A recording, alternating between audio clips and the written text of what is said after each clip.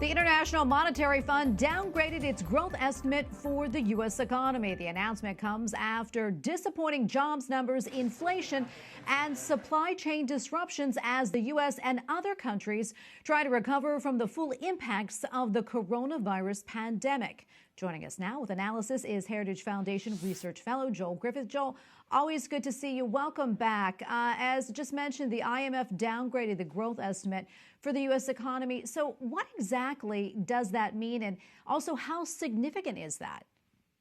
Sure. Well, thanks for having me. And what this underscores is that government policies matter. Over the past year and a half, as we've been recovering from this COVID pandemic, we have seen a wide disparity across this country. If you look at places like Utah and Florida and Georgia that have booming economies and contrast that to places like California and Hawaii and New York that still remain mired in a recession, well, that is because of those government policies. And I'm not surprised at all that the IMF has downgraded our economic outlook for the country, because we have a situation in which our political leaders are scaring people from going back to work.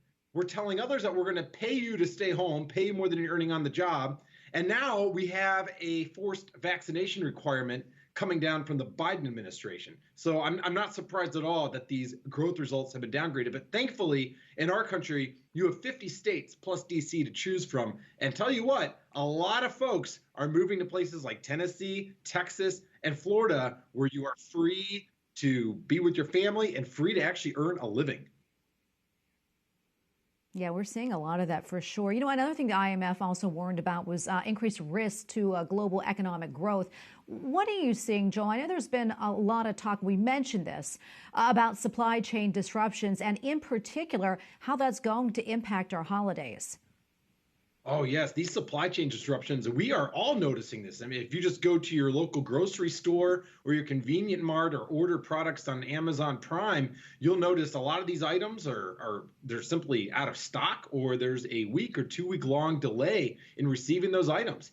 And that is something that is not just a problem on our end here in this country, but also overseas, where you still have a lot of senseless COVID restrictions in place that are making it very difficult to ship items from point A to point B. And then you compound that with the fact that you have governments, especially the United States, that have been printing copious amounts of money, stimulating demand for goods with all this cash floating around, but at the same time, restrictions put in place to inhibit the supply. This is a big problem.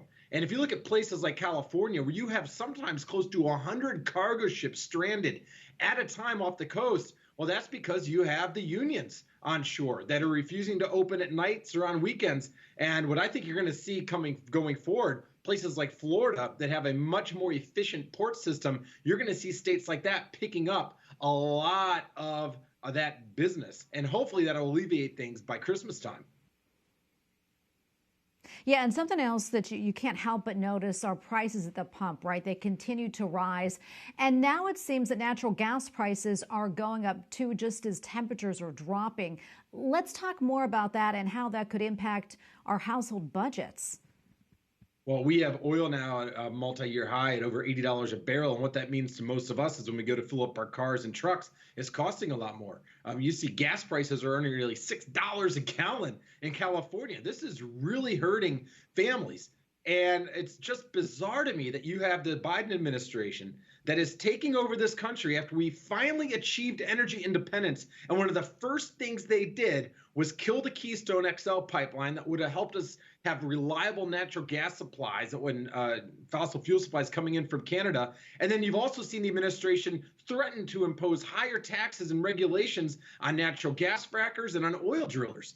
So it's no surprise that even though prices are rising, companies are very hesitant to invest more money, drilling more and exploring more, because you have an administration that is overtly hostile towards energy development. Joe, we have about 30 seconds left, but really quickly, what else are you keeping your eye on right now? Well, I'm keeping my eye on right now on the proposed vaccine mandate that the Biden administration has proposed. This mandate would affect 80 million private sector employees. And not only is this really an assault on individual freedom to make our own medical decisions, this will also have big economic ramifications if it's not struck down in court. Because even if you have 5 or 10% of the workforce that refuse to go ahead and comply with this unlawful mandate, if that happens, you're going to see more people out of work, and you're going to see even more supply chain disruptions and slower economic growth going forward. It's very dangerous. Well, Joel, unfortunately, we have to leave it right there. Always great to have you on. Thank you for your time. Joel Griffith, Research Fellow at the Heritage Foundation. Thank you again. Thank you.